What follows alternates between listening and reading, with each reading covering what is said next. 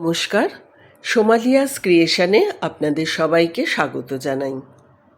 আজকে একটি ঘুগনির রেসিপি আপনাদের সাথে শেয়ার করব, যেটা শুধু শুধুও খেতে পারেন অথবা রুটি, লুচি, পরোটার সাথে কিন্তু ভীষণভাবেই জমে যাবে। এটা বানাবার জন্য আমি ঘুগনির মটর জলে 3 থেকে 4 ঘন্টা ভিজিয়ে রেখেছিলাম। তারপর প্রেসার কুকারে অল্প নুন আর হলুদ দিয়ে আমি 4 থেকে 5টা সিটি দিয়ে নিচ্ছি। যদি মনে হয় এতেও মটরগুলো সিদ্ধ হয়নি, তাহলে আপনারা আরেকটু সিটি দিয়ে নিতে পারেন। এদিকে একটা ফ্রাইং প্যানে আমি সাদা তেল দিয়ে দিয়েছি, আর আলু কেটেছি, দেখুন খুব ছোট করে কেটে নিয়েছি। আলুগুলোকে আমি ফ্রাই করে নেব। এবার সামান্য নুন আর হলুদ দিয়ে এটাকে আবারও ফ্রাই করে নিচ্ছি কিছুক্ষণের জন্য। আমার ফ্রাই করা হয়ে গেছে, আমি আলুগুলোকে তুলে নিলাম।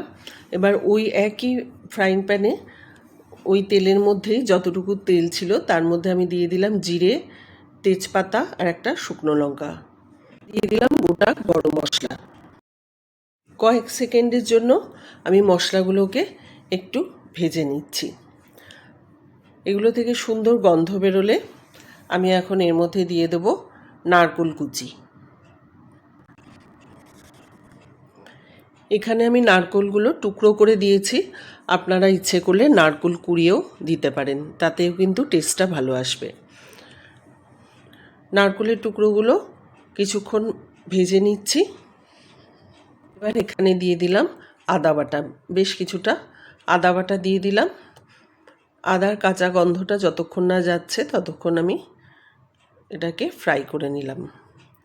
তারপর এর মধ্যে দিয়ে দিলাম ওই ভেজে রাখা আলুগুলো দিয়ে এরপর আমি এখানে দিয়ে দিচ্ছি টমেটো আর কাঁচা লঙ্কার পেস্ট। এটা আমি মিক্সিতে পেস্ট করে রেখেছিলাম, টমেটো আর কাঁচা লঙ্কা, সেই পেস্টটা এর মধ্যে দিয়ে দিলাম। সব কিছু ভালোভাবে একসাথে কষিয়ে নিচ্ছি। এখন দিয়ে দিলাম আমি জিরে গুঁড়ো, ধনে গুঁড়ো দিয়ে দিচ্ছি, আর দিয়ে দেবো কাশ্মীরি লাল লঙ্কা গুঁড়ো।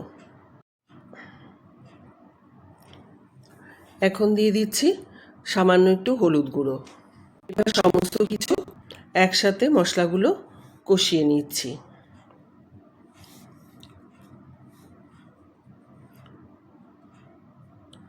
আমার মশলা কষানো হয়ে গেছে। এখন আমি এর মধ্যে সিদ্ধ করে রাখা ঘুগনির ডালটা দিয়ে দিচ্ছি। সমস্ত মশলার সাথে খুব ভালো করে কষিয়ে নিচ্ছি। আমি জলটা ফেলে দেইনি, ওই জল শুদ্ধই কিন্তু এর মধ্যে দিয়েছি। খুব ভালো করে মিশিয়ে নিচ্ছি। খেতে কিন্তু খুবই ভালো হয়, এটা বাচ্চাদের স্কুলের টিফিনেও আপনারা দিতে পারেন। আমি সামান্য একটু এর মধ্যে জল অ্যাড করে দিলাম। এবার এটা আমি ফুটতে দেব, সেই জন্য আমি একটু ঢাকা দিয়ে দিলাম। অন্যদিকে আমি একটা মশলা তৈরি করে নেব। এর জন্য চাটুর মধ্যে আমি আস্ত জিরে, আস্ত ধনে, অর্ধেকটা তেজপাতা আর একটা শুকনো লঙ্কা একটু সামান্য গরম করে নিয়ে আমি একটা মিহি করে পেস্ট গুঁড়ো করে নিয়েছি।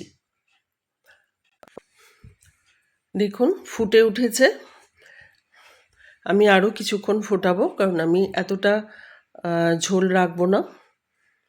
আবারও ঢেকে দিলাম কিছুক্ষণের জন্য।